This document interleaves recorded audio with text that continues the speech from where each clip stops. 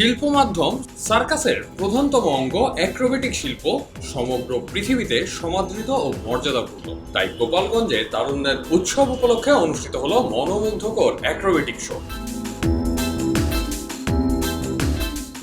দম আটকানো শারীরিক কসরত, এক চুল এদিক ওদিক হলেই শরীরের ভারসাম্য নষ্ট হওয়ার সম্ভাবনা। তাসের ওপর তাস নয়, এ তো দেহের উপর দেহ সাজানোর খেলা। মনোমুগ্ধকর আয়োজন আর শ্বাসরুদ্ধকর অনুভূতির জন্মই দিল দর্শকের মনে। আমি এবং আমার আর দুটো বান্ধবী আসছে, আমরা এই প্রথম এই প্রোগ্রাম দেখছি, আমাদের ভীষণ ভালো লাগছে।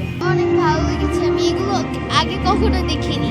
এর আগে আমি এই অ্যাক্টিভিটি শো আমি কখনোই দেখিনি। স্টান্টগুলো অনেক ডেঞ্জারাস ছিল, যদিও আমার অনেক মজা লেগেছে এগুলো দেখে।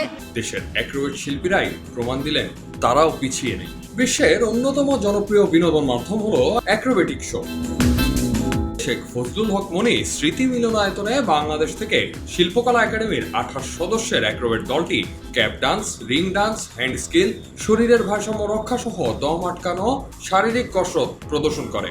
নানা ধরনের অপূর্ব খেলা ও শারীরিক কসরতের মুগ্ধতা বিরাজ করে পুরো অনুষ্ঠান স্থলে। এ ধরনের ক্রীড়া নৈপুণ্য দেখে অভিভূত হন দর্শকরা। তাদেরকে উজ্জীবিত করা, আজকে যে অনুষ্ঠানে মানুষ এসছে স্বতঃস্ফূর্তভাবে এবং সব বয়সে। তো এক হচ্ছে শারীরিক ফিটনেস, দুই হচ্ছে শিল্প।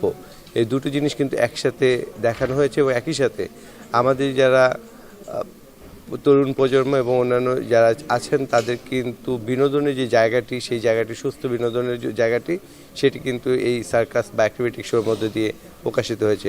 জেলা পর্যায় থেকে হারিয়ে যাওয়া অ্যাক্রোবেটিক শো দেখতে অনুষ্ঠান স্থলে ভিড় করে শিশু, নারী সহ নানা বয়সের মানুষ। জমজমাট অ্যাক্রোবেটিক শো দেখে চোখের পাতাও ফেলতে পারেননি দর্শকরা। এ ধরনের অনুষ্ঠান বারবার হওয়া দরকার বলে মনে করেন দর্শনার্থীরা। প্রোগ্রামটা আমার ভালো লেগেছে। প্রোগ্রামটা আমি গত বছর দেখেছিলাম, কিন্তু এবার অনেক বড় পরিসরে আরো বেশি করেই হচ্ছে প্রোগ্রামটা, মানে আরো বড় করে হচ্ছে গত বছরের থেকে। ধন্যবাদ জানাই আজকে বাংলাদেশ শিল্পকলা একাডেমি এবং আয়োজিত জেলা প্রশাসকের জন্য যে অনুষ্ঠানটা হচ্ছে, এটা খুবই আনন্দমুখর অনুষ্ঠান। সকলের মাঝে তারুণ্যের উৎসব ছড়িয়ে দিতে এমন আয়োজন করা হয়েছে বলে জানান জেলা প্রশাসক। গোপালগঞ্জে যে শিল্পী, কলাকুশলী থেকে শুরু করে এখানকার এন্টারটেইনমেন্টের জন্য এবং সাথে সাথে তরুণ প্রজন্মকে নতুন ভাবনায় দেশকে উন্নত করার প্রত্যয়ে আমাদের এই আয়োজনটি ছিল।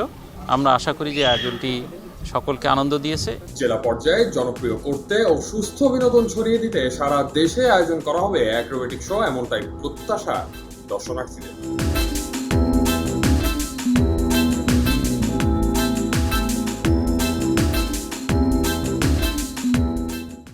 খবরের কাগজ, নিখাদ, নির্ভীক, নিরপেক্ষ।